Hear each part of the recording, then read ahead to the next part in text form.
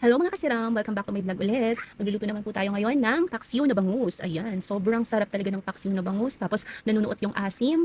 Ay nako, talaga mapaparami na naman ang inyong mga kain. Bumili nga pala ako dito ng isang perasong bangus. Medyo malaki yan kasi gusto ko mataba talaga yung bangus na aming uulamin. Kasi mas mafe-feel mo talaga yung sarap niyan pag sobrang taba talaga ng bangus. Ayan. Siyempre, pag magluluto po tayo, kailangan hugasan po natin mabuti ang ating mga lulutuing pagkain. Tapos, isang kawali, nilagay ko nga pala yung hiniwang talong.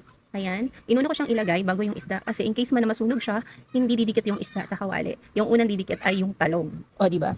Then, nilagay ko ang lahat ng mga sangkap kagaya ng kamatis, siling green, siling labuyo. Naglagay din po ako dyan ng luya para pampatanggal ng lansa, bawang at sibuyas. Siyempre, hindi mawawala yung paminta kasi yun talaga yung nagpapa-aroma lalo sa ating mga lulutuing pagkain. Tapos, siyempre, naglagay din po ako dyan ng suka, tubig, at naglagay ako dyan ng konting mantika. Kasi nagdadagdag din po ng lasa yung paglalagay po ng mantika. Then, lastly po ay ang magic sarap ang aking nilagay. At tapos, eto na, lulutuin na po natin siya. Ganyan lang po ako magluto ng paksiw. Pinagsasama-sama ko lang po siya sa isang lalagyan or isang kawali. Sama-sama na po yan. Tapos, sabay lulutuin ko na po siya. Ganyan lang, napaka-easy lang. Ayan, sobrang sarap talaga. Nanunuot sa asim. Sobrang yummy-yummy talaga. Ay, nako. Ubus na naman ang kanin namin ito. Panigurado yan.